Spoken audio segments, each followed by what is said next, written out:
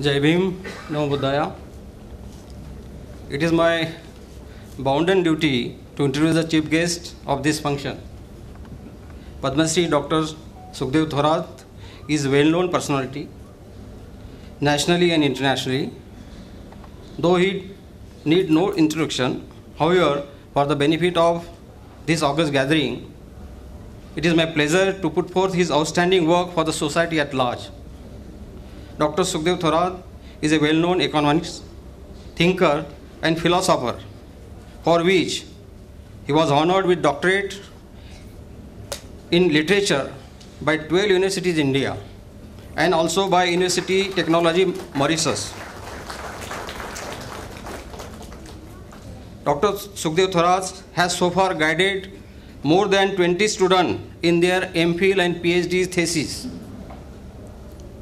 The Government of India honored Dr. Sukhadeo Thorat with Padma Shri Award in the year 2008 for his outstanding contribution to the society. Further, his accolades include Dr. Ambedkar National Award conferred by Honorable President of India on 26 May 2017 for social understanding and upliftment of weaker section. Next to it, Dr. Ambedkar Ratna Award for the year 2012-2013, awarded on 14th April 2016 by Government of National Capital Territory of Delhi. He also got award on Bharat Ratna International Award by All India Minority and Weaker Section Council, Calcutta, for outstanding achievement and contribution toward the people of our nation. Next to Mother Teresa International Award, he also awarded with Dr. Ambedkar Chetna Award in 2001 by Manavtavadi Rachana Manch, Jalandhar, Punjab. Dr. Thorat is one amongst the 10 eminent Dalit who occupied the higher position first time under series of Dalit eminence. Is very important. Dr. Thorat was born on 12 July 1949 in Mahimapur village, a small village in Amravati district of Maharashtra. He completed his graduation and post-graduation in economics from Milind College, Aurangabad, and started his career as a lecturer at Vasantrao Naik College in Aurangabad. Subsequently, he served as a professor at Jawaharlal Nehru University, is called JNU, New Delhi, for 34 years of his career from 1980 onwards. Sir is an outstanding social thinker of present time. He has dedicated his life in research and writing about social development in many spheres of life. Some of his leading works include writing on agriculture development, economics, and the plight of SC/STs. He has also written extensively on the economics ideas of Dr. Babasaheb Ambedkar. He has written as many as 20 books and published more than 100 papers covering a plethora of social issues.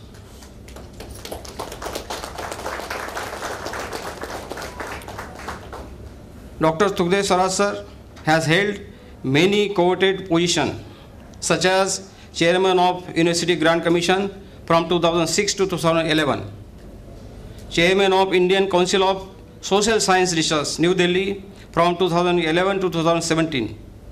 Currently, he is a Professor Emeritus, Jawaharlal Nehru University since 2014. He is also chairing K.R. Narayan Chair for Human Rights and Social Justice, Mahatma Gandhi University, Kerala. He is also Chairman of Indian Institute of Dalit Studies, New Delhi. He is also Chairman of Institute of Social and Economic Exchange, Bangalore. And for your information, recently he has been nominated as Chairman of Maharashtra State Level Committee for establishing first Buddhist University in India at Nagpur.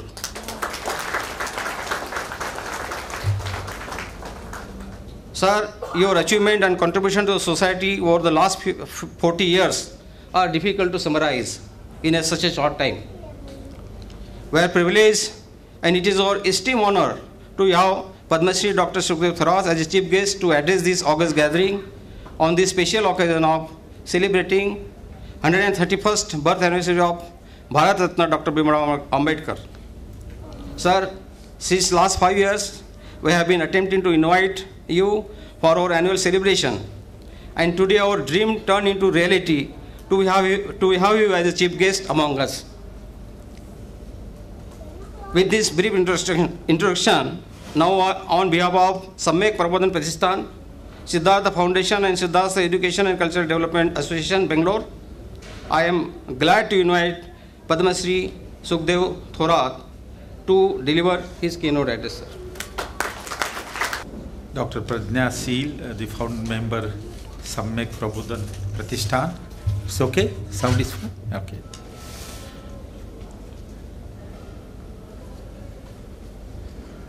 Sri L.S. Meshram, the President, Samyak Prabodhan Pratishthan.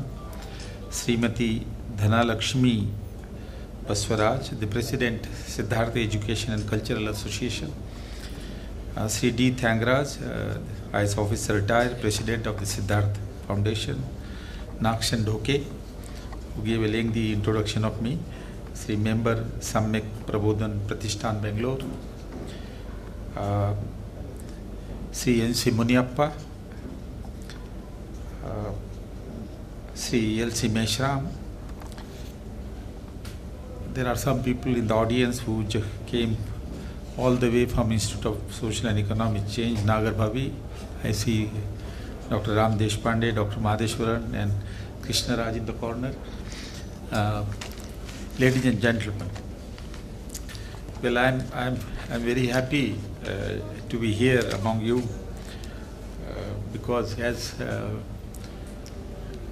Sri Dhoke has said, we have been really working to participate in this particular function, but I think somehow I am here now. Well, let me begin with profound appreciation to all of you, all the three organizations who have been engaged in social work. You are the one who are the outcome of the mobility that has been experienced by many of you because of the effort by Dr. Ambedkar's movement. And you are not forgotten. You come together, form the association and do whatever you can do. I understand that some of you are engaged in health, education and other program and helping the poor. Sri Dhoke suggested me that I should share with you the contribution of Dr. Babasaheb Ambedkar in nation building. I think his idea was that the role of Dr. Babasaheb Ambedkar in constitution making, in the upliftment of Dalit, is known to everybody, and that we described quite often. But he suggested that I should try to cover his entire contribution in nation building. Therefore, I am going to share with you the role played by Dr. Ambedkar in national reconstruction. It's a difficult theme because to cover his activities right from 1920 to about 1956, 30 to 35 years. But I think we can do that, and therefore I will do today to share with you his contribution. He's an amazing person. If you look at his contribution, it covers almost all the issues that the nation confront during a particular period. If we want to understand his contribution in nation building as a nationalist, I do not find any other person, as much as I see the contribution and the dedication of Dr. Ambedkar on each of the issues which were concerned, which the nation faced during a particular period. If we have to capture his role and a contribution, we have to sort of look into his activity from 1920 to 1956. The last event that happened was, of course, conversion to Buddhism in October, 14th of October 1956, and his last lecture in Kathmandu in a World Buddhist Conference. If we cover this 1920 and to 1956, there are certain things that we should remember. 1920 to 1956 or 1920 to 1950, the 30-year period, is a very crucial period in the life of our country. Now, I say it's a very crucial period simply because what we have today, India as a nation, was really developed during this period. The very character of India as a nation that we accepted in our constitution, it evolved during this period, 1920 to 1950. The main events that shaped the character of India is that we got the freedom. We fought political independence and we got the freedom in 1947. We got constitution in 1948-49. The partition of India took place because we dealt with the minority issue. Those who stayed in India, we developed policies and developed a perspective. Those who went to Pakistan. The question of reorganization of the state that we have today, that happened in early 50, based on language. The question of women was very much in the discussion when Dr. Ambedkar was a labor minister. So Hindu Code Bill came for discussion. When Dr. Ambedkar was a labor minister, he did many things for the labor. Whatever we have today about labor, these are all due to Dr. Ambedkar. And of course, in 1950, the 5-year plan began, the economic development strategy began. And Dr. Ambedkar contributed to economic development and planning just a couple of years before the first 5 plan in 1950. So if you look at this 30-year period, these are the major landmarks: getting independent, framing the constitution, dealing with the issue of minorities, dealing with the issue of state reorganization, dealing with the question of women, labor, and economic development. I have not mentioned his entire struggle for the upliftment of Dalit. So if you take all this, then you can see that his contribution was immense. Now, given the time constraint, I will try to briefly share with you what was his contribution on each of these topics, which helped to shape the character of India that we have today in our constitution. Dr. Ambedkar, after having completed his MA in economics from Columbia University and finished his course requirement, he stayed in Columbia from 1913 to 1916, shipped to London School of Economics because he was working on provincial finance. And the data was not there in Columbia University, it was in India House, London. So he came to London, but he registered for MSc and registered for DSc degree. So he did his MSc and DSc from London School and also registered for Bharat Law. So he returned to India in 1918 and joined as a lecturer in economics in Sydenham College. In that very year, in 1990, he began his social activity. And therefore, if we take 1920 to 1950, his career began in 1920 and sort of goes up to 1956. The first contribution I will mention, because I will not be able to cover many things, but briefly I will mention, and that is very, very important.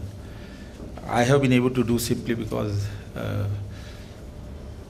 very prominent person, political person, talked to me that we should discuss the contribution of Dr. Ambedkar in nation building, beside, of course, contribution in constitution. So let us begin with what is his contribution in the freedom struggle. there are people who talk about somewhat with a lot of reservation about the contribution of Dr. Ambedkar in political independence. I think Dr. Ambedkar played a very important role in getting independence to India, but he did it in his own way. There are people like, I won't name them, they say that Dr. Ambedkar did not do as much as he should have done in independence struggle. And at time, there are allegations that he really came in silent. But if you look at his role, we can very easily see that he was a nationalist of par excellence, and he faced the British and put forth the demand for a political independence. There are two, three occasions which will give us to know as to what was his position on independence, freedom struggle, and at the same time what was his conditions. You are aware that there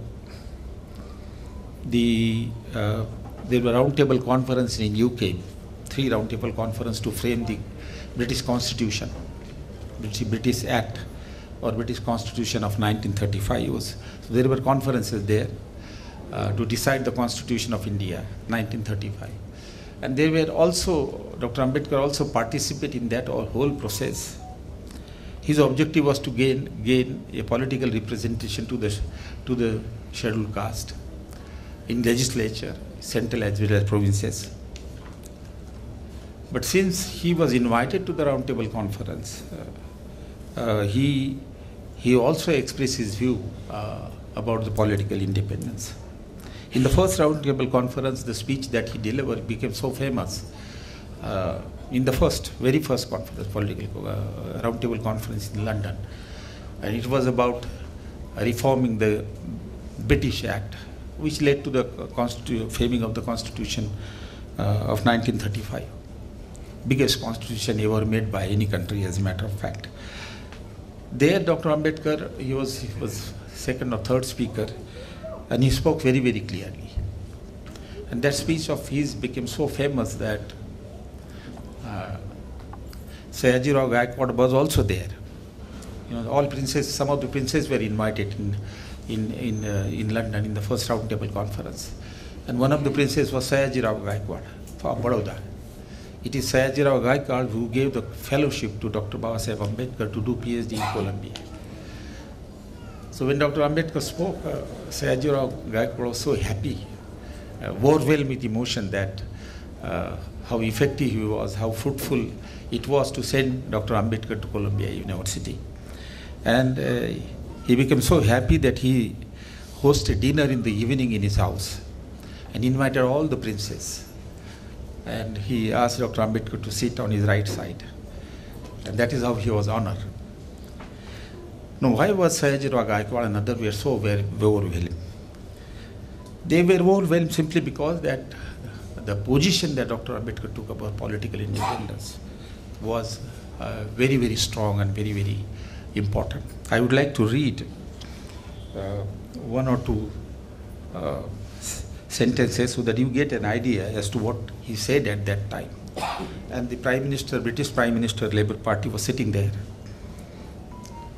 This is on November 1930 at first roundtable conference. Dr. Ambedkar observed, when we compare our position with the one which it was our lot to bear in Indian society of pre-British days, we find that instead of marching on, we are only making time.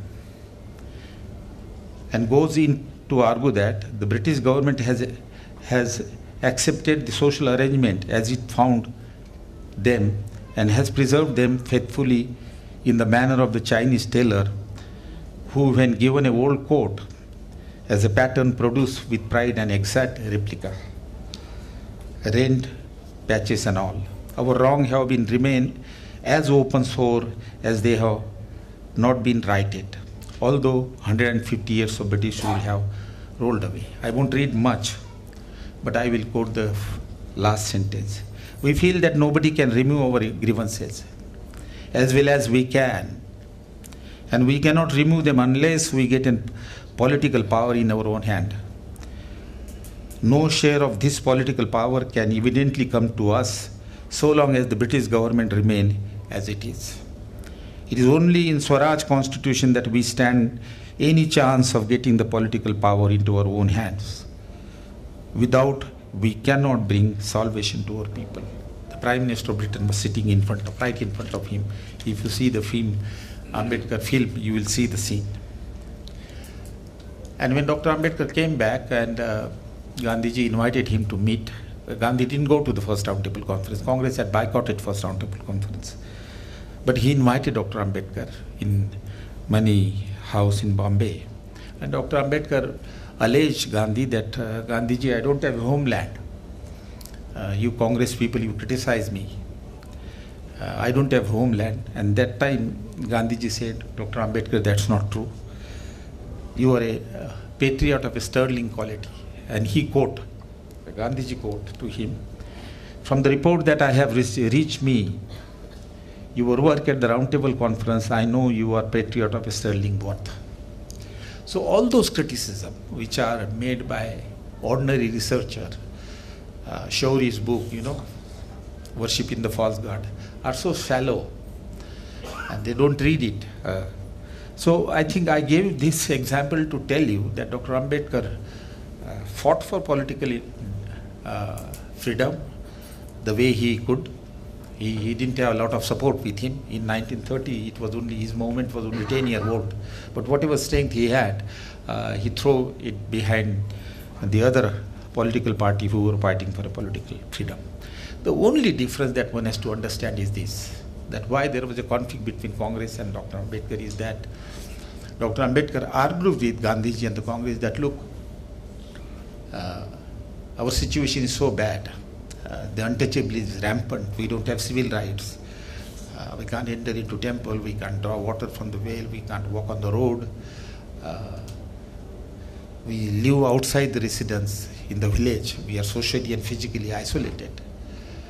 And if we get independent, the power which eventually will transfer in the hand of Hindus, which constitute majority, 70%, and there won't be any change. So now we are controlled by the colonial British. We will be now, after freedom, we will be controlled by the internal colonialist, and that is Hindu. So therefore, his only argument was that before the power is transferred, give us a guarantee, give us protection. We on our own cannot get political power, so give us a reservation in the legislature according, with respect to our population. We don't get entry into the job, public and private, untouchable. We are not allowed to enter into military. It was banned because they were considered non-martial race. So he said that we don't get entry into the public, so there should be a reservation in government job, also in private job, and then there should be reservation in the public institution, education institution, and there should be some fund for education development. So make this provision whereby we will have some civil right, if not all, some protection in politics, in jobs, and in education, before you give the freedom. And that is what he tried, and he succeeded. In the Roundtable Conference, he submitted the memorandum, and he got political reservation. Pune Pact was signed, and the untouchable who were later on called scheduled castes got a political reservation. In 1937 election, from Bombay Presidency alone, Dr. Ambedkar's political party, Independent Labour Party, got 13 MLAs for the first time in the history of India. 13 Dalit MLA in Bombay Presidency. And then in 1943, when he was the Labour Minister, I come to that later, in 1943, he got reservation in government job and also fund for education development. And about 10 Delhi students were sent to England and to USA with a fellowship. So he got whatever he wanted, and Gandhiji knew his patriotism. That is why he was made a member of the Constituent Assembly. Well, let me finish it, stop this point here, that we have to be very clear, and you have to be very clear, that this false allegation by some of those immature people, they are wrong. And if you want to study in detail, read volume number 9, what Congress and Gandhi have done to untouchable. He has refuted all these allegations that are Dalit, are untouchable, pro-British, are they against political freedom. So he answered all those questions. I am giving you very, very brief and very the role that he has exactly played during crucial time. Let me come to Constitution.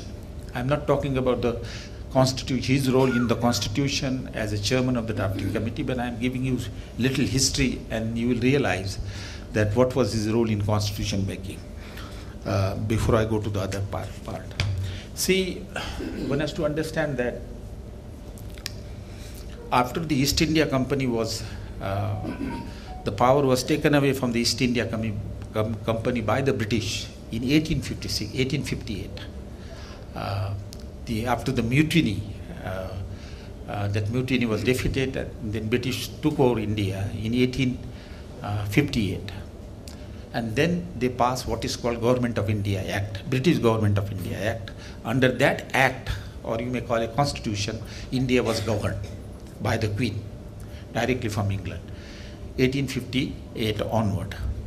Now, there was one provision in that act, later on, after 10 years or so, that there was a pressure. Congress was formed a little earlier to that. No, little later, Congress was formed. I think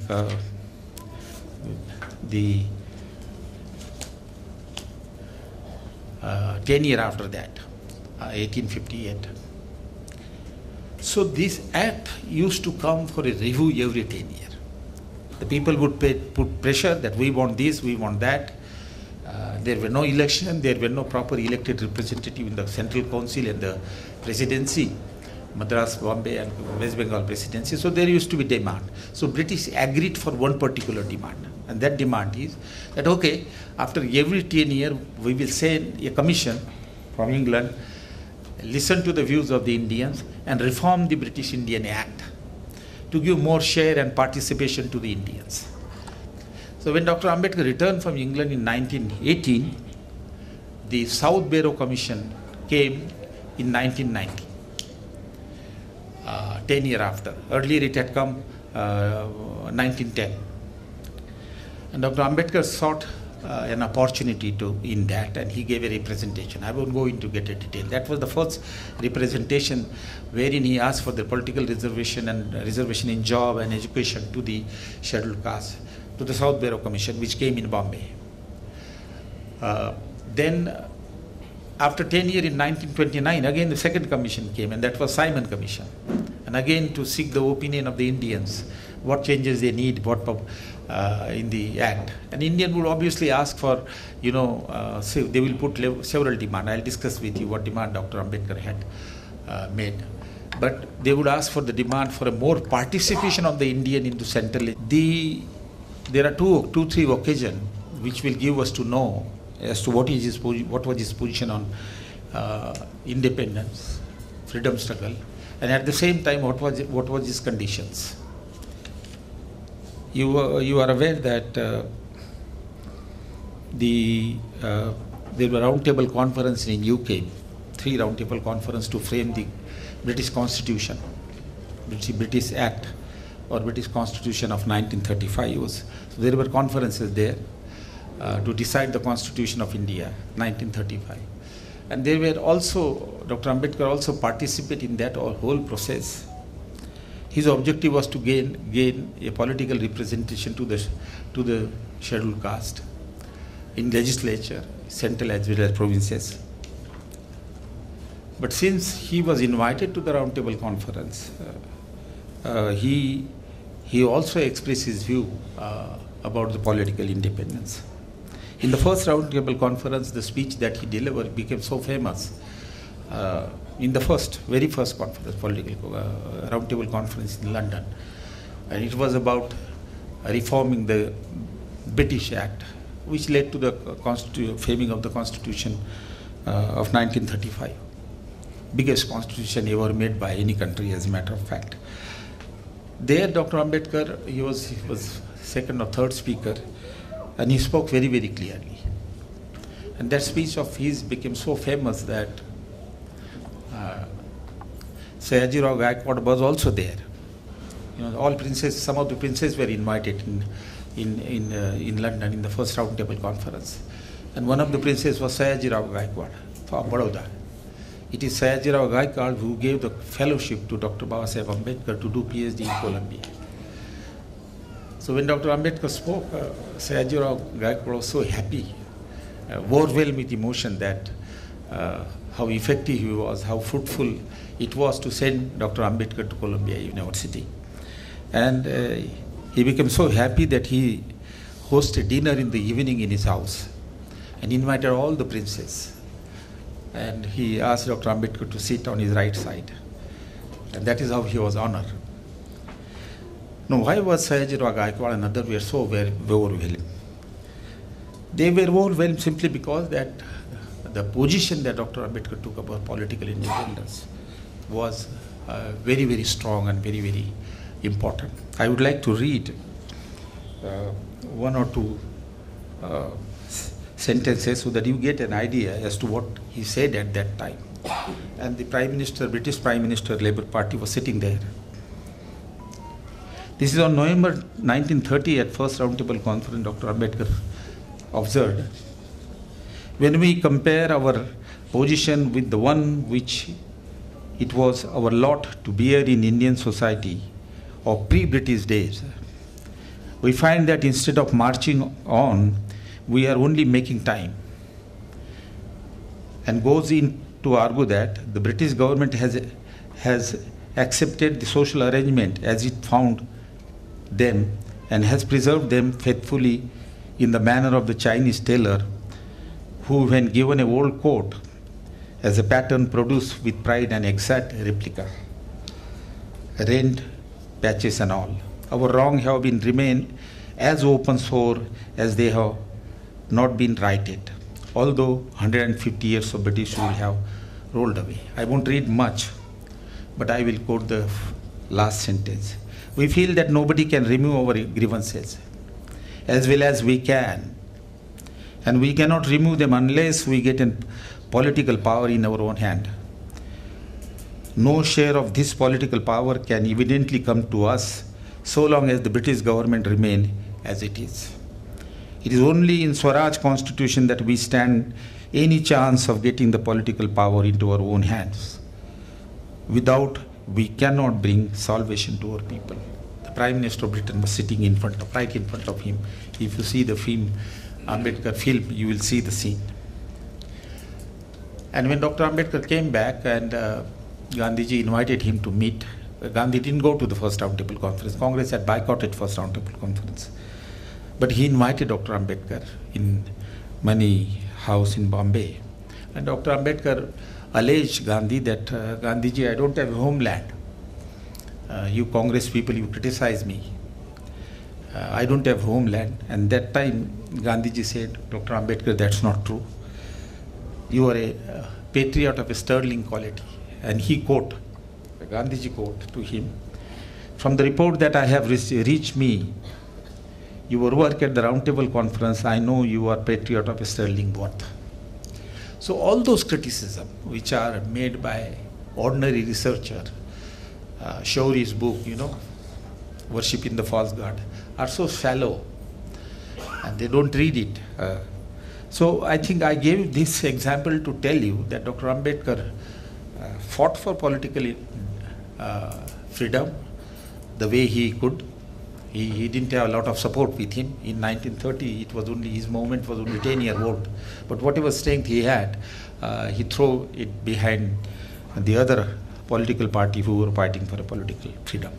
The only difference that one has to understand is this, that why there was a conflict between Congress and Dr. Ambedkar is that Dr. Ambedkar argued with Gandhiji and the Congress that, look, our situation is so bad. The untouchability is rampant. We don't have civil rights. We can't enter into temple. We can't draw water from the well. We can't walk on the road. We live outside the residence in the village. We are socially and physically isolated. And if we get independent, the power which eventually will transfer in the hand of Hindus, which constitute majority, 70%, and there won't be any change. So now we are controlled by the colonial British. We will be now, after freedom, we will be controlled by the internal colonialist, and that is Hindu. So therefore, his only argument was that before the power is transferred, give us a guarantee, give us protection. We on our own cannot get political power, so give us a reservation in the legislature according with respect to our population. We don't get entry into the job, public and private. Untouchable, we are not allowed to enter into military. It was banned because they were considered non-martial race. So he said that we don't get entry into the public, so there should be a reservation in government job, also in private job, and then there should be reservation in the public institution, education institution, and there should be some fund for education development. So make this provision whereby we will have some civil right, if not all, some protection in politics, in jobs, or in education, before you give the freedom. And that is what he tried, and he succeeded. In the roundtable conference, he submitted the memorandum, and he got political reservation. Pura Pact was signed, and the untouchable who were later on called scheduled castes got a political reservation. In 1937 election, from Bombay presidency alone, Dr. Ambedkar's political party, Independent Labour Party, got 13 MLAs. For the first time in the history of India, 13 Dalit MLA in Bombay presidency. And then in 1943, when he was the Labour Minister, I'll come to that later, in 1943, he got reservation in government job and also fund for education development. And about 10 Delhi students were sent to England and to USA with a fellowship. So he got whatever he wanted, and Gandhiji knew his patriotism. That is why he was made a member of the Constituent Assembly. Well, let me finish it, stop this point here, that we have to be very clear, and you have to be very clear, that this false allegation by some of those immature people, they are wrong. And if you want to study in detail, read volume number 9, what Congress and Gandhi have done to untouchable. He has refuted all these allegations that are Dalit, are untouchable pro-British, are they against political freedom. So he answered all those questions. I am giving you very, very brief and very the role that he has exactly played during crucial time. Let me come to Constitution. I am not talking about the his role in the Constitution as a chairman of the drafting committee, but I am giving you little history, and you will realize that what was his role in Constitution making before I go to the other part. See, one has to understand that after the East India Company was, the power was taken away from the East India Company by the British in 1858. After the mutiny, that mutiny was defeated, and then British took over India in 1858. And then they passed what is called Government of India Act, British Government of India Act. Under that act, or you may call it constitution, India was governed by the Queen, directly from England, 1858 onward.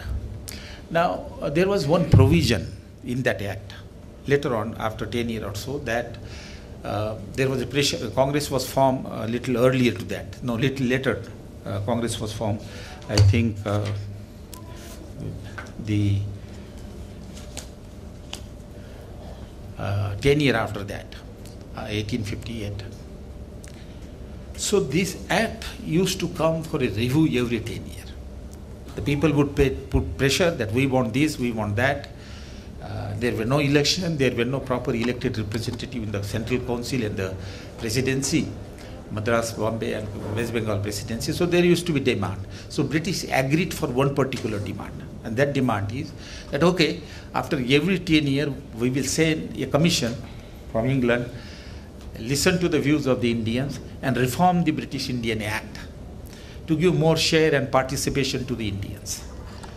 So when Dr. Ambedkar returned from England in 1918, the South Bureau Commission came in 1990, 10 years after. Earlier it had come 1910. And Dr. Ambedkar sought an opportunity to in that, and he gave a representation. I won't go into get a detail. That was the first representation wherein he asked for the political reservation and reservation in job and education to the scheduled caste, to the South Bureau Commission, which came in Bombay. Then after 10 years in 1929, again the second commission came, and that was Simon Commission. And again to seek the opinion of the Indians, what changes they need, what in the act. And Indian would obviously ask for, they will put several demands. I'll discuss with you what demand Dr. Ambedkar had made. But they would ask for the demand for a more participation of the Indian into central. In 1919, he asked for two things. Political reservation for the scheduled caste, number one. But at the same time, he asked that there should be voting right to everybody. At that time, voting right was based on the land and income. Those who were feudal lord, they had a voting right based on income and other criteria. And the state assemblies, at that time it was Presidency Assembly and Central Assembly, the participation of Indian was through nomination, not by election. It is the British who will pick up a person and make the minister. Dr. Ambedkar said no. The representative in the state, in the provincial and the central assembly should be by election. And election should be based on voting right to everybody. Now this is the role of Dr. Ambedkar, remember well. Voting for everybody and representation to election is not a Dalit issue. It's a general issue of constitution making. Thirdly, he asked for the political reservation for scheduled caste, but at the same time he asked for the voting right for everybody and nomination in the assemblies to election. He didn't get it, but he was successful. The first success of Dr. Ambedkar was that British accepted that yes, we will send one nominee of the scheduled caste on the Bombay Presidency, Calcutta Presidency and Bengal Presidency. And Dr. Ambedkar was the first one to have been asked by the British to go and participate in the, when he was doing his PhD, DSc in London, the Prime Minister, Labour Prime Minister called him, he said, don't do this degree, you go, we nominate you in the Bombay Presidency and you work for the Dalit. He said, no, I have to finish my work. So he finished PhDs and all that, and eventually he was nominated by the British in 1929, later on. So he was the beneficiary of his own success, as it were. But the important point is, I will cut short this story, we have a lot many things to share, that in 1929 when Simon Commission came, he again repeated the demand, same demand. Adult suffrage, that is vote for everybody, and the nomination in the assemblies, in the provincial assemblies and cabinet, central, through election. And there were other demands, of course, several demands for the untouchables, equal civil right, law against discrimination, reservation in politics, reservation in job, and many other demands that were there for the scheduled caste and scheduled tribe. I am not discussing those, those are known to everybody. So you can see that the constitutional reform, right from 1920, 30 and 35, the act was made. Dr. Ambedkar was involved continuously in that. In addition to the reform that he suggested for the scheduled caste, he suggested the reform of the constitution, of the act itself. And the height came in 1935 in London, when the 1935 Act was formed. Dr. Ambedkar was a member of, I think, several committees. I have the list here, I won't take your time. He was a member of Federal Committee, he was a member of the Minority Committee, he was a member of Fundamental Right Committee and several committees. It is only Minority Committee which discuss about reservation, political reservation, but rest of the committees were dealing with the structure of the Constitution, 1935 Act. And Dr. Ambedkar's contribution was immense. Everybody was surprised. Even Gandhiji saw it. It's not just like that Gandhiji was favorable in making Dr. Ambedkar as chairman of the Constitution Assembly, Constitution Drafting Committee. They saw it. Dr. Ambedkar's contribution was so much in Roundtable Conference, first and second, that the British invited him in the third Roundtable Conference and invited him separately for 3 months to help to draft the 1935 Act. When the Indian Constitution was to be made through Constitutional Assembly, and Nehruji began to search the person who will be the chairman of the drafting committee. The person Irving Fisher or somebody who was famous for constitution writing, he had framed the constitution of South Africa and others. So Nehruji thought that he will invite him. But when they talked to him, he said, no, for India you are the enough scholar. Even they talked to some expert in Germany, they said, no, you have enough scholar, because they had seen some of the luminaries in the 1935 Roundtable Conference. And it is said that some of them mentioned Dr. Ambedkar's name, especially Mountbatten mentioned Dr. Babasaheb Ambedkar's name. The point that I want to just mention it, because it's a very long story, you have to remember one thing, that from 1920 to 1935 Act, these acts were reformed, and Dr. Ambedkar played a very important role in shaping the Constitution of India. 1935 was the biggest constitution. In fact, it was so big and it was so comprehensive that when the question of constitution making for independent India came through the Constitutional Assembly and through drafting committee, Dr. Ambedkar opposed it. He said, we don't need Constitutional Assembly. We have a 1935 Act, you have to make some marginal changes. That is, it is a British Constitution, we have to convert it into Indian Constitution and make some changes. So vast was the Constitution, and he had played a very important role.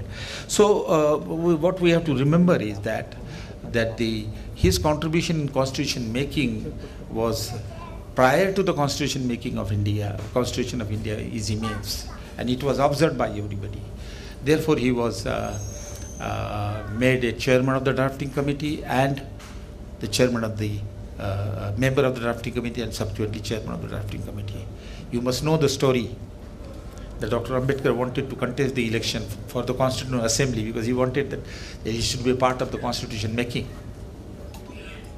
And Patel issued a statement, Vallabhbhai Patel, that we won't allow Ambedkar to win and come in the Constitutional Assembly. Babasaheb had published a book, what Congress and Gandhi have done to untouchable, very severe criticism of Gandhiji and others. And there is a famous sentence by Sardar Patel that we will close our windows and door, bolt our windows and door for Dr. Ambedkar. We won't allow him to come. So Dr. Ambedkar went to West Bengal. The West Bengal Dalit leader, I forgot his name. Jogendra Mandal. He vacated that seat and gave it to Dr. Babasaheb Ambedkar. And Dr. Babasaheb Ambedkar came with a larger number of votes. And against whom? Against son of Subhash Chandra Bose. And he became a member of the Constitutional Assembly, and he was a member of Minority Committee, Fundamental Right Committee in New Constitutional Assembly, and he did a lot of work. But Bengal was divided into East Bengal and West Bengal. And his constituency was in East Bengal, he lost the position. So Dr. Ambedkar was on street, he was out of the Constitutional Assembly. Very frustrated man. He was sitting quietly in Bombay. And what happened? Dr. Rajendra Prasad, the president of the Constitutional Assembly, wrote a letter to the Chief Minister of Maharashtra, Bombay Presidency, that we want Dr. Ambedkar to be elected from the Bombay Presidency as a member of the drafting Constitutional Assembly. There were others who were trying. V.K. Ariyarao was trying.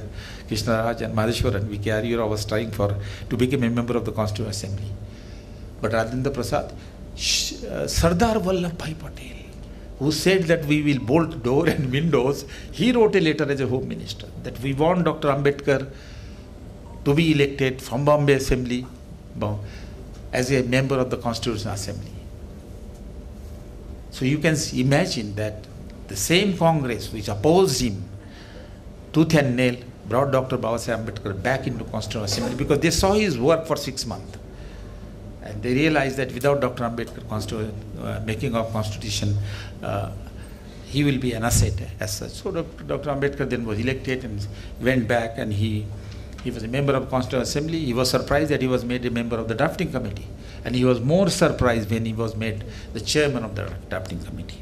Now, his contribution as a constitutional maker, everybody knows, I will not spend time. What we are trying here to understand is what is his contribution. But his contribution is amazing as far as the constitution making is concerned. There are some of the features of the present constitution which we can attribute to Dr. Ambedkar's vision. He was very keen that India should be integrated, because we had 50 to 55 principalities, princes, separate, and 3 presidencies. And there was a feeling among these princes that we will have our independent country. British, as a matter of fact, has pushed them that you can try for independent country, and somehow we are saying that. So Patel was able to bring most of them, but Hyderabad and Goa and one more prince, Junagadh, they didn't agree. So government of India had to go for action, military action. It was Dr. Ambedkar who advised Sardar Patel that don't call it a military action, because then Hyderabad Nizam will go to UN and say that this is an aggregation against my country. Call it a police action. The important point that you have to remember is that the contribution of Dr. Ambedkar in Indian Constitution is very widespread. He wanted to unite India. He won't call federal India, he will call United States of India. He in fact, once or twice, I won't say snub, but he was very unhappy and told Nehruji, please use the word United States of India. These are 55 princes, we have to bring them together. And that is what he did. But he united India through several other provisions in the Constitution. One military, one police force, CRP, one bureaucracy, one fundamental and citizenship right.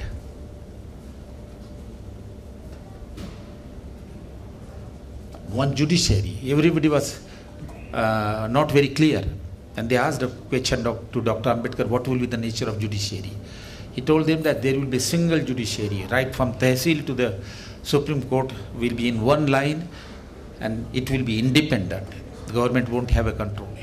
So you can see that because of this all position, he has been able to, or we have been able to unite India. Equal fundamental right, equal citizenship right, one military, one bureaucracy.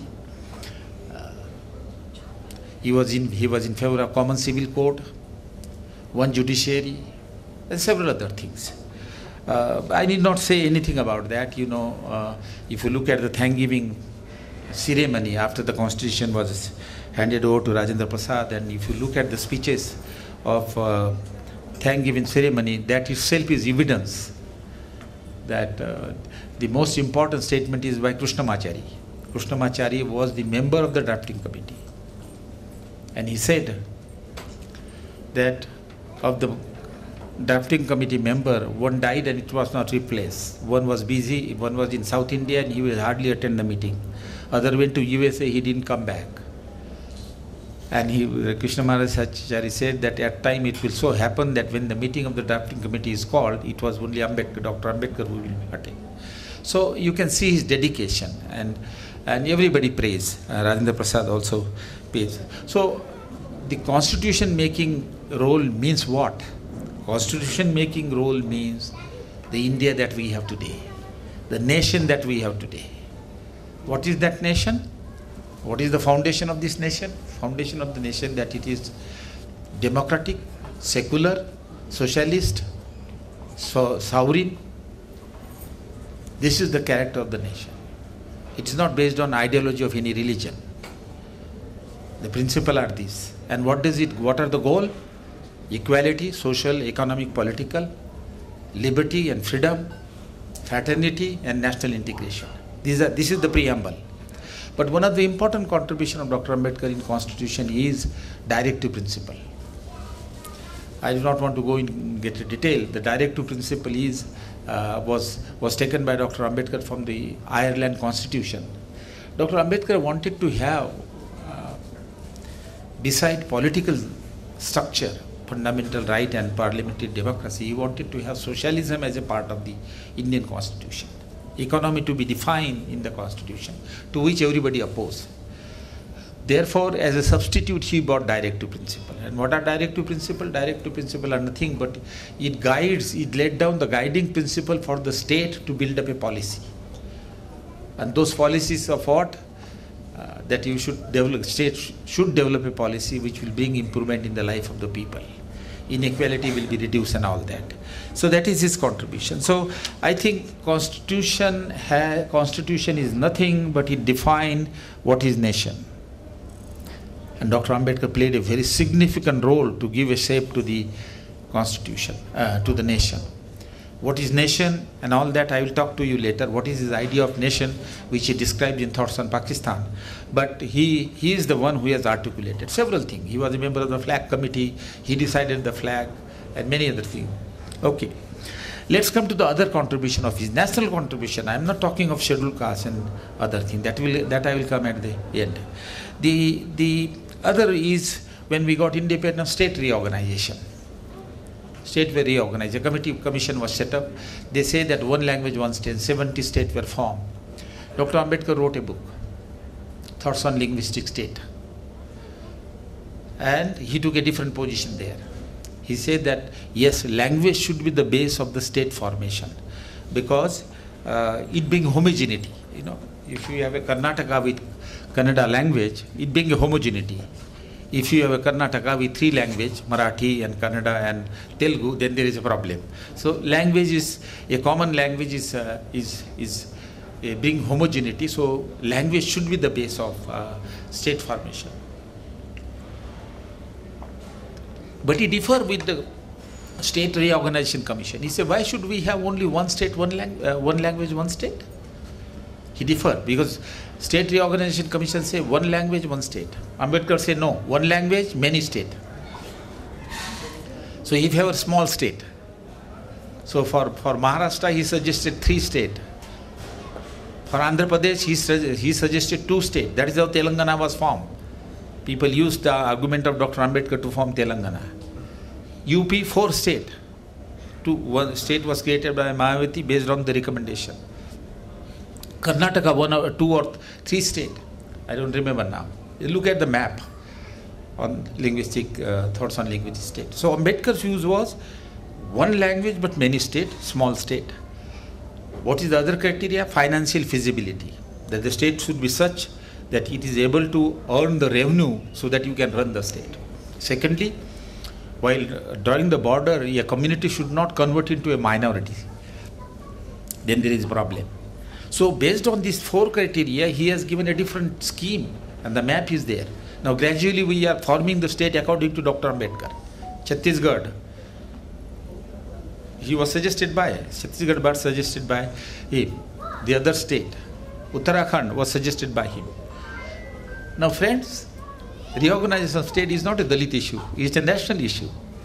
And he took out a time and wrote a book. Thoughts on Linguistic State is a very powerful book, theoretical book and empirical book. There is a data. He took out a time. It was a national issue. Unless you are a patriot, unless you have a emotion that my country should be such, that the state should be formed on the basis of this principle, you cannot do that. That is why he was a nationalist of a certain quality. And that is how the state are being formed. The issue of minorities, you know, the issue of minority, particularly the Muslim minority, what was the violence during that time of period. So ultimately the Pakistan was formed. But how to deal with the issue of religious minorities and also the social minority like scheduled caste and scheduled tribe. He wrote a book, Communal Deadlock and Way to Solve It, and deal with the question of minority. But communal deadlock and way to solve it was solution in the political sphere of minority. But he wrote a book, Thoughts on Pakistan. Thoughts on Pakistan is nothing whether there is a case for making a Pakistan or not. The book was sold within 6 months. So he reprinted it and he changed the title, Pakistan or Partition of India. It's a book which contained a high level of scholarship in political science. within a year, several versions of that book. But he dealt with the issue of minorities. And also in Communal Deadlock and Way to Solve It, a small booklet, he suggested how we should reform the political democracy to deal with the question of minorities. Now, question of minority is an issue which has nothing to do with Dalit in some way. To some extent, yes, because there is Dalit or scheduled castes are social minority. He deal with that. But then basically it was an issue of several religious minorities, Christian, Sikhs, Muslim, Anglo-Indian, and how to deal with them, how to give them the share in the in legislature. Again, I am not going into the detail. It's a classic work. What are nation, how nation are formed. Thoughts on Pakistan. I am only telling you that he dealt that issue of national importance and contributed. The Jinnah met Dr. Ambedkar and said that Dr. Ambedkar, you are a philosopher of the creation of Pakistan. That is how he told Babasaheb Ambedkar.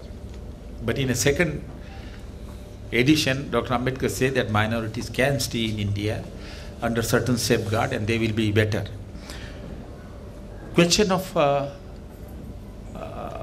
economic development, I'll come to, but economic development I'll talk later. Question of labor. Dr. Ambedkar was a labor minister during 1942-46 in the British. He had labor, water, power,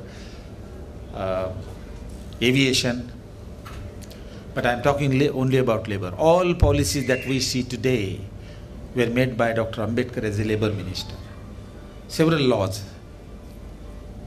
tripartite agreement, minimum wages, social security. He had coal also, coal and mineral with him. So he went to coal field. And he is probably the first minister who went 300 feet down through lift and saw that women were working there. So immediately he passed a rule that women will not work underground in mining and that woman will not work during daytime.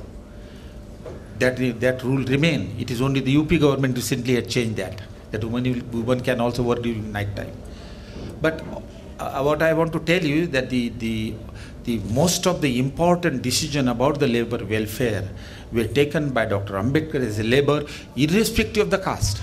Labor, irrespective of caste, religion or whatever. That is his contribution as a labor minister. Of course, he was also in charge of water and power, and I would say that he was the founder of the water and power policy, of the irrigation and power policy at the center. How he was founder of this water policy, because the credit goes to Pandit Nehru. But the real story is different.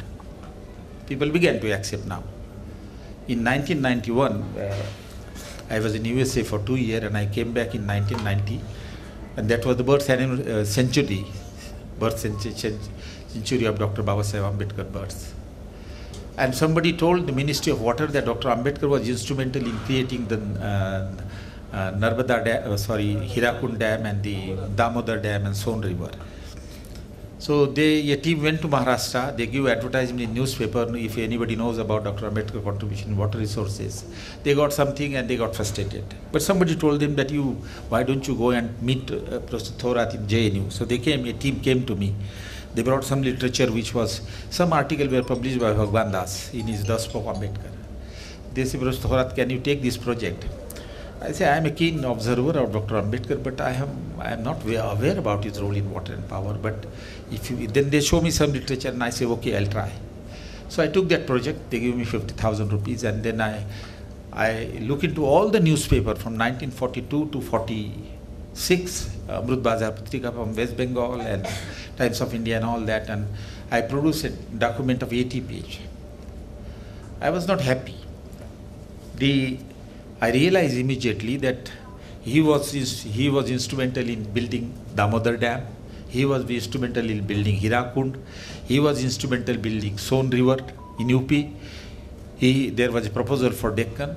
But what is important is that today's Central Water Commission, which has given me that project, was set up by him as a water minister. The name of that commission was Central Water Irrigation Navigation Commission, QINC. And today's Central Electricity Authority was Central Technical Power Board, set up by Dr. Ambedkar. Then there was a flash in my mind. I went back to the chairman of the Central Water Commission. There was a meeting of that committee. He was Joshi from Maharashtra. And I asked him a question that you people, you are in government, you don't spend a single rupee without putting down on the file. Obviously, you should have a huge number of files on Damodar and Hirakund and this very office where you are sitting. I showed him a chair where it was written QINC. And he understood. He said, what do you want? I said, give me access to all those files related to Damodar, Central Water Commission, Hirakund and other, and give me additional money and give me 6 months, which he immediately gave. And I produced that book. It was an amazing book. It came out, again I don't want to go into detail, it came out that at the center there was nothing, because irrigation and power was a provincial subject. So at center there was only one advisor, that if the state wants something, say for Karnataka, Vishwasaraya has suggested some project, irrigation project, so if they need some data and information, they will write to the center and the advisor will only give the information. There was nothing whatsoever. But Dr. Ambedkar created water commission, develop a water and power policy. I'll come to that. How come he could develop water and power policy? When I come to his contribution in economic development, he developed a water and power policy. He set up both offices, Central Water Commission and Central Electricity Authority. Not only that, policy and administration, but he went ahead and started the construction on the Damodar River Valley and the Hirakund Dam and the Son River. It's amazing work, and that is how the commission was set up, and that is how the irrigation began. A ministry, water ministry and electrical ministry began at the center. It was all because of Dr. Ambedkar. That's why I use a word. Dr. Ambedkar was a founder of India's irrigation and power policy at the center, not at the state. So many in the ministry got worried what Thorat writing. So how much time we have? Okay? Okay. 2,000 copies were printed, only 200 to 300 were distributed, all were dumped. I'm telling you this story, taking 2-3 minutes. So I was told by one of the members, Thorat, your report is not being circulated because it has a very powerful message. It undermines the contribution of others. So I say I want to bring a book on my name. So I approached the lawyer, and lawyer said that you write a letter to them that you have additional material which you could not put into the book, and that some of the inconvenient things were not put into the book because ministry did not want it. So I may be given permission to publish the book. And I said, they won't reply. He said, you don't worry. If they don't reply for 3 to 6 months, you are free to publish the book. And that is precisely what has happened, and I published the book. And that book then came as a bombshell. It was translated in Marathi. Sharad Pawar purchased 50 copies for the ministry and said that read it, because they were very happy. Irrigation, Ambedkar is promoting irrigation, Ambedkar is promoting electricity. That is to the advantage of agriculturists. So it became very famous. Then, the recent, I think, Jayanti was celebrated by the Ministry of Water, and Uma Bharti was the water minister for some time. And she saw that report, and my introduction was there, and they were celebrating. They said, invite Thorat. I did not want it to go. It was a different political party's government. I keep away a distance. And they say, Thorat seems to be not willing to come. He said, no, call him. I will talk to him on phone. So he called me. He said, you have to come here. So I went. And then I gave a lecture the way I am describing. They update the report. There is a separate chapter at the end. Then she asked me that I want to declare something on this Ambedkar's day. I want to declare 100 villages where I will provide tap water. Do you have any other suggestion? I say, madam, why don't you declare the birthday of Dr. Ambedkar as a water day to be celebrated every year by the Ministry of Water? So he immediately declared it Jal Day. So this is the story. Water, irrigation and power has nothing much to do with scheduled caste. It has to do with the development of irrigation, development of power and development of nation. Here is Dr. Ambedkar. You cannot imagine the contribution. I don't have a time to share with you. Maybe some other time I'll talk to you. Now, then come the contribution in economic development and strategy. How did he contribute in economic development of India?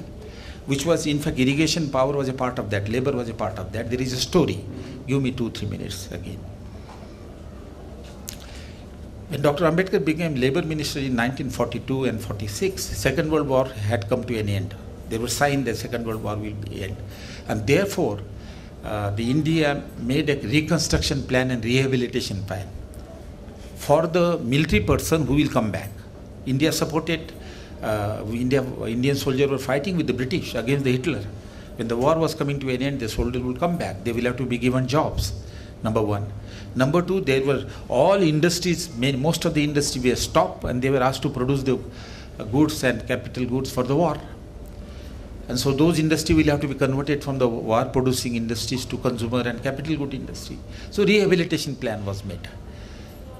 And the planning committee was set up, and that planning committee was nothing but the 8th minister at that time. That was called Executive Council, 8th minister. And Dr. Ambedkar being a minister of labor, he was the member. But it so happened that he was one of the best economists in the country. So he had a major role. Every member would look towards Dr. Ambedkar to frame the objective. So Dr. Ambedkar, in fact, framed the objective of economic development and irrigation and power and everything. The irrigation and power, labor, all came as a part of the reconstruction plan. That is how you could do it. In fact, I couldn't do much about coal and minerals. I was invited for a lecture in Nagpur by the Ministry of Mine. They have a central office there in Nagpur. And I told them that you should spend some money and see the role of Dr. Ambedkar in mine and minerals, steel and minerals also. The point was that a reconstruction plan was made. And Dr. Ambedkar was a member of the planning committee. That is the first plan, which was incorporated into a first fire plan, 51 to 1950-56, but it is not brought out. And Dr. Ambedkar contributions was very important in defining the objective of economic development and taking certain schemes like irrigation, water, labor, power, and also others.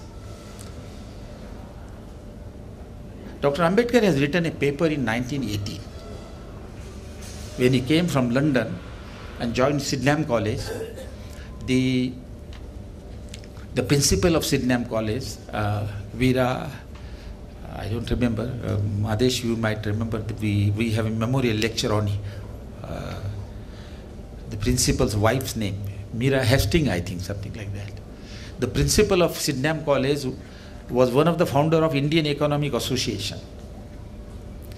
The Indian Economic Association was established in 1917. It is the association of the economic faculty.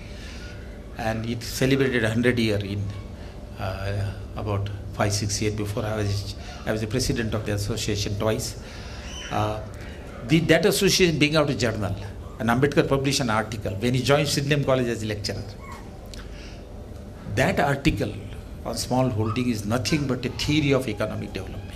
How to develop economy, how to develop agriculture and industry. I don't have time to go into greater detail, but he developed a strategy. He gave a thought. In fact, the theory that he developed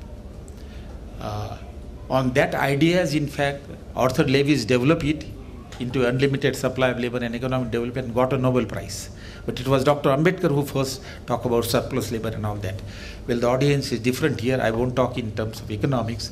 The important point that you have to remember that he had developed an economic theory of economic development and used it in 1940 and prepared the plan, economic plan. And as a part of that, water, power, labor came. I just want to give one example because I am in Bangalore. I was traveling by car, Isaac car, And I asked somebody that, what is this? This looks, this building. He said, it is a sandal soap factory. You have a sandal soap factory here. And you know what is the story of sandal soap factory? That was a factory which used to produce a soap to wash the military cloth before 1942. And all industries were, since it was a consumer good, it was not dismantled. They developed it and made it fine, and now sandal soap is a very famous soap. So it occurs to me, look at that. I link that with this. So Dr. Ambedkar's economic contribution in economic development is amazing. Emphasis on agriculture, labor, water, power. We do not know here. He had civil aviation also. I couldn't get those files because I didn't have a fund. So a contribution in economic planning and development is amazing. But prior to that, also his contribution is very important. His PhD thesis was on finance, public finance. His DSc thesis was on exchange rate. The PhD thesis on public finance led to the establishment of the Finance Commission, R.A. Deshpande, that we have today. Finance Commission every 5 years decides how to share the revenue of the center and with the state of the income tax collected. And the DSc thesis, problem of rupee, exchange rate, that led to the setting up of Reserve Bank of India. Dr. Ambedkar argued that we should have a central bank. We had Imperial Bank at that time, and he suggested that we should have a central bank like London Bank of London. And immediately after Royal Commission went back to London, they had a bill in the Parliament, British Parliament, to set up the Reserve Bank of India in 1935. Ambedkar's contributions through his DSc thesis, through his PhD thesis, these were all general topics.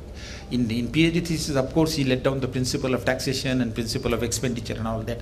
I don't want to go into that. Now, these are these contribution in economic sphere. Come to women, Hindu Code Bill. I need not tell, everybody knows. Hindu Code Bill is not the problem of Dalit women alone, but it's the problem of Hindu women. As a law minister, he did so much for codification of the Hindu bill.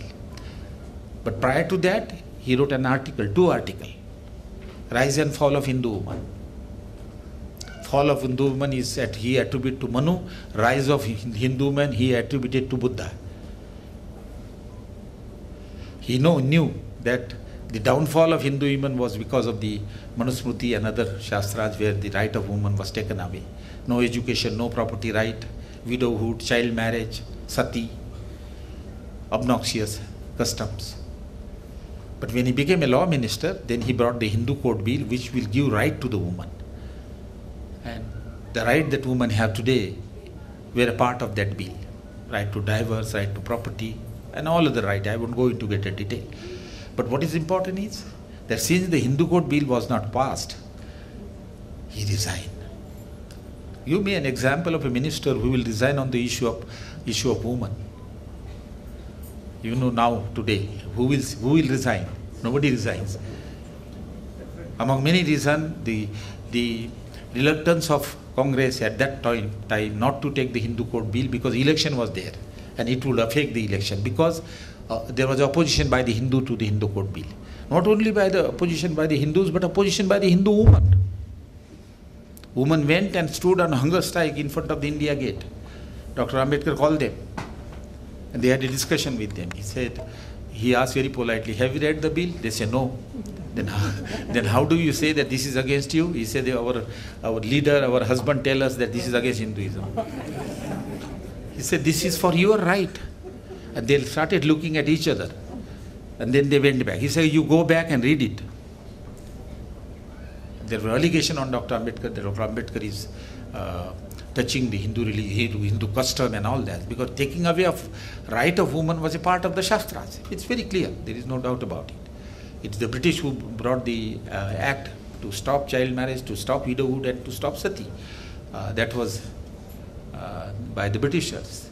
But other rights, property right and other rights. So women went back. It was not taken because of the election. Therefore, Dr. Ambedkar was very, very disturbed. So what he did, there was a gentleman called Kane in Nagpur. His grandson was the Vice Chancellor of Nagpur University very recently. He called the Dr. Kane, he was a Sanskrit scholar, and he called the Vice Chancellor of the Mumbai University, I don't remember his name now, and he called them in Delhi and asked them to read this Hindu Code Bill and tell them whether it's really disturb Hindu Shastras. And they read it and they share with Dr. Ambedkar that no, it doesn't touch the Hindu ideology or Hindu philosophy. He said, please, there was a discussion with the sadhus. You remember there is one photograph. Dr. Ambedkar is as a law minister is sitting with the sadhus, and then he asked them to convince them that I am not touching Hinduism, I am only touching women's right and giving them the right. Now issue of woman was the issue of country, a national issue. It was not an issue of Dalit alone. No, these are some of the, friends, these are some of the national issues that I have shared with you. His role in freedom, his role in constitution making right from 1920, his role in taking the question of minorities and finding out the solution for the country. His role is reorganization of the state, his role in labor, his role in women, and there are other areas, defense. He was a member of the Defense Council. Foreign policy, whatever he said about the foreign policy has come true. He told Pandit Nehru in the parliament, please don't sign this agreement of Panchashil with China. They will go for aggression. So everybody didn't take Ambedkar seriously. This was precisely happened in 1964 because he has studied the expansionist policy of China for several years, for several decades, the way Russia is doing today. These are the contribution of Dr. Ambedkar in national building. But above all, he spent most of his life to address the problem of untouchable. Right from 1920, 1916 as a matter of fact. I end with that. That as a student at the Columbia University, as a part of the assignment of an anthropology course, he wrote that essay, Caste in India, Its Origin and Expansion. It was a theory of origin of caste. At the age of 24, not even 24. Can you imagine what kind of scholarship he has? If you read it, the language is such that as if a very, very senior scholar is writing. Then he came to London. Bertrand Russell had written a book, Reconstruction of the Society. He reviewed it. And then he came in 1990 and immediately he gave a memorandum to South Bureau Commission. So right from 1916 till his death in 1956, he worked for the untouchable. Untouchable was nowhere in the picture. It was invisible. It is Dr. Ambedkar who made the problem of untouchable visible, brought on the national issue, got them the policies. And so if the Dalit everywhere celebrate Ambedkar Jayanti in an innumerable way, it's simply because they know in their heart that what they are today it is because of Ambedkar. Had Dr. Ambedkar not been there, you would remain what you were before the independence. His contribution for the upliftment of the deepest classes is very clear. That he studied the entire Shastras, he studied caste, innumerable writing on caste, but the solution and the remedies that he has given are important. It is in 1920 for the first time he asked to the British that they should accept the equal civil right. Everybody has a right, untouchable do not have. Equal civil right. Then he said legal protection against civil right. There should be law against discrimination so that those who practice discrimination can be punished. Then he said that there is a discrimination in employment, discrimination in politics, discrimination in education institutions. So there should be reservation in legislature, provincial as well as center. There should be reservation in government and private job. There should be reservation in education institution. In fact, he wrote a report on educational development. There is very interesting story in that. I'll take 1 minute to make you aware that right from, I think, from time of Manu, 200 BC, till 1858, untouchable did not have a right to education. Can you imagine? No community in the world had been denied right to education for such a long period of time of 1,000 or 2,000 years. There was a boy from Dharwad. That's why I'm telling you. There was a public school opened by the British government. He went, his father went, and he went to seek admission. All high caste teachers opposed the admission to him. Then somebody advised his father, maybe little has education background, or somebody asked him to write a letter to the Bombay Presidency Viceroy, whosoever. He wrote a letter. It was a problem for the British because they had by that time passed a act wherein right to education to everybody, including untouchable. So they were in difficulty. But they knew that if they give admission to this Dharwad boy, the school will be closed down. The higher caste has threatened that they will not attend the school. So they play a very intelligent role that yes, he has a legitimate right to get admission, but his consequences will be very negative. So let us talk to the people in Bengal what they are doing. That is how they bypass. He did not get admission. This is the situation up to 1858. Ambedkar, if you look at volume 2, this education report is given by Dr. Ambedkar, where this case is given in greater detail.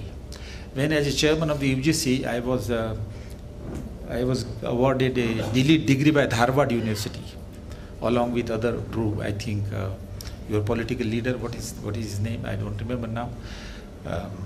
Patkone and other two were there. 4 of us, we got a elite degree. And after the elite degree, I was gherao by some Dalit persons. They came to me. He said, sir, you must come to our school. I said, well, I don't have a time. I have to go. No, you should come. So I went to the school. And it was a girls' school. It was a hostel. And then they took me to a room, gave me a cup of tea, and then explained, sir, this is a school which was set up in the memory to remember the incidents of that boy in Dharwad. And the money was given by the people there because they were in tobacco and economically better off. And the wife of Babasaheb Ambedkar, Ramabai, came there and spent some time. And there was a shortage of money. There is a story. I asked Siddhalingaya, who is no more, that Ramabai has sold a golden Bengal to provide the food to the girls. So the school is there. They have retained the original building. You should go in Dharwad and see it. Now, yeah. So this is he brought to the notice of the British that this is the story of the Dalit as far as the education is concerned. So he asked for civic right, legal protection, reservation, and also reservation in politics. Of course, in reservation in politics, he fought and he got in 1932. It is during 1920 and 30, when the Pune Pact was there, Dr. Ambedkar came in at a high level in the politics, because to save Gandhiji's life was in the hand of Dr. Ambedkar. Because Gandhiji had gone for a faster to death. And Ambedkar emerged as a very towering leader at that time, and that is how you got the political reservation. When he became the labor minister, in 1942, he became in July. In September, he wrote a letter to the Viceroy, Lingitho. And what he did, very intelligently, if you look at the Pune Pact, read Pune Pact once again. Pune Pact is essentially political reservation for scheduled caste, but at the end there is one para. That effort will be made to give a fair share to the scheduled caste. Scheduled caste word had come at that time. Depressed class word was replaced by scheduled caste word. Effort will be made to give them the fair share in the public jobs, and also effort will be made to improve their education. And signature Gandhiji and all other. Although it was not a reservation policy, but there was a promise. Dr. Ambedkar lifted that para, put into the letter, and wrote letter to the Lingitko. He said, this is the commitment of the Congress and the British, that they will do something for the scheduled caste. It's a confidential letter. It is in the volume 11 or some. It is written confidential letter. And he pursued it. Lingitko went down and Vowel came. Vowel was the viceroy. And in 44 he got a reservation in public job. You are possibly under the impression that we got it in public reservation in public job in 1950. No, 44. Dr. Ambedkar got it 44. Fund for education he got in 44. That is how he could send 10 people to England. So the reservation in politics in 1932 through Pune Pact, reservation in government job in 1944, and reservation in education and fund, this he got by 44, single-handedly, for the Dalit. In 1937, he formed Independent Labour Party. Although name was the Independent Labour Party, but it was Dalit Party in a way. He dismantled Independent Labour Party, converted to Scheduled Caste Federation in 1942. Then that Scheduled Caste Federation was converted into Republican Party of India in 1955. Political party for the Dalit. You cannot imagine reservation. So Dalit or untouchable was brought on national scene by him, which was invisible, worse than Muslim and worse than Anglo-Indian. Muslim got political reservation in 1910. So does the Christians and the Anglo-Indian through nomination. Untouchable, which are worse than them, they did not have anything. That's why Dr. Ambedkar argued that economical muscle power is much stronger of the Muslim and Christian and Anglo-Indian than untouchable, and untouchable deserve to have a reservation more than these three minorities. He fought ideologically what is minority and all that. I don't go into that. You have to see Ambedkar's academic struggle in 1920s, 13 in Round Table Conference. And he finally got it. So whatever visibility that we have today is because of him. But all his movement from 1920 till 1947, he culminated all his demand in Constitution. Constitution is a document which negates Manusmriti altogether. It talks about equality, equality before law, equal opportunity. It bans untouchability, Constitution. Fundamental right.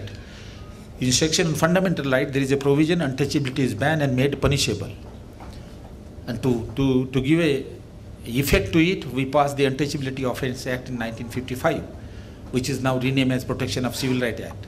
In 1989, we have Atrocity Act. This all flowing through the provision in the Constitution. Everything that you have as far as untouchability is concerned is because of Dr. Ambedkar. But we have to give a due credit to some of the Congress leader, Gandhiji. Here, Gandhiji has a different view on the problem of untouchable, but Gandhiji brought the issue of scheduled caste on national scene by setting up Harijan Sevak Center, by setting a newspaper, by creating a fund, recognized that untouchability is a problem. Caste he didn't recognize. Till 1936 he supported caste. But at least problem of untouchable was brought on the national issue under the pressure from Ambedkar. That's another matter. But he brought the issue on the national scene. In fact, Dr. Babasaheb Ambedkar started the work in 1990. The Congress in its resolution in 1917 in Calcutta Conference passed a resolution. That is the first decision of Congress in favor of depressed classes. But everything that is there for the untouchable is because of Dr. Ambedkar. But I will conclude by saying one thing, that the annihilation of caste and annihilation of untouchability, it was an issue for untouchable, their upliftment, but it is also a national issue. If you guarantee equality in Constitution and you have inequality as a result of caste, the institution of democracy and institution of nationalism won't be that successful. So taking the issue of caste, taking the issue of untouchability is also a national issue as a matter of fact. And Dr. Ambedkar dealt that issue. In Thoughts on Pakistan, in Rande Gandhi and Jinnah, those two book and booklet, he dealt with the issue of nationalism and democracy. Of course, in democracy, we know that in his 24th November lecture, Thanksgiving lecture, he warned that you have only political democracy, one man, one vote, but you should have social and economic democracy. Unless you have economic and social democracy, your political democracy will not be successful. So he laid down the successful condition for the success of political democracy in his lecture in the law library in Pune. Same is the case with the nationalism. He said nationalism, there was a general argument, and even today that argument is made, that for a country to be, for a nation to be a nation, you should have one land, you should have one language, you should have one culture, and preferably you should have one religion. You can make a nation. Dr. Ambedkar said that this is a necessary condition, but it is not an essential condition. For any nation to be made a nation, there are other conditions to be fulfilled. And what are those conditions? He said that there should be equality between the people. There should be a notion of brotherhood. They all should feel that we are one. They should be bound by the emotion. The pain of yours should be pain of mine. Happiness of yours should be happiness of mine. There should be communication. And he said, our community is segregated and isolated. There is no communication, less communication across the caste, social communication. They are not similar emotion. There are anti-caste feeling. You can't make it a nation. He used the word that we are in the process of making a nation, working democracy. It's not ultimate democracy. So recognizing that inequality around caste and untouchability are necessary condition for building a nation and nationhood and strong nation, he's taking a national cause. You can see it today. I don't want to say anything. You are all government officers. I don't want to make a subject of political discussion some other time. But all his predictions have come true now. But taking caste and untouchability and telling the people that for nationhood, you ought to have, caste should be removed, there should be equality. Land, language, culture doesn't make a nation. These are necessary condition, but they are essential condition for it. So for democracy, for nationhood, he has laid down the conditions of his success. This was a national cause. So friends, I think I would like to finish it that it is late that our country has recognized and awarded Babasaheb Ambedkar as a Bharat Ratna. He deserves it, and he deserves it really. Because I personally don't see any person on the political scene who was so much concerned about the nation. Each one has played a role.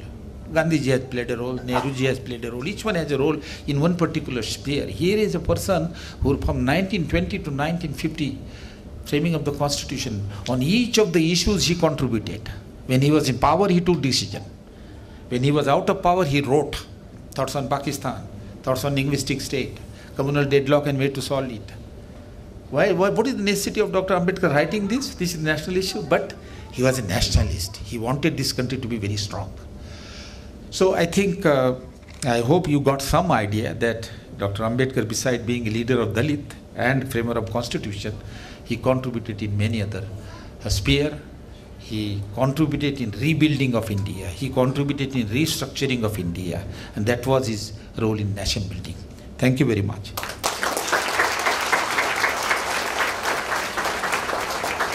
Thank you, sir, for that enlightening speech. And friends, I think all of you definitely feel that this keynote requires a standing ovation. And I request all of you to kindly stand and give a standing ovation to Dr. Thorat, please.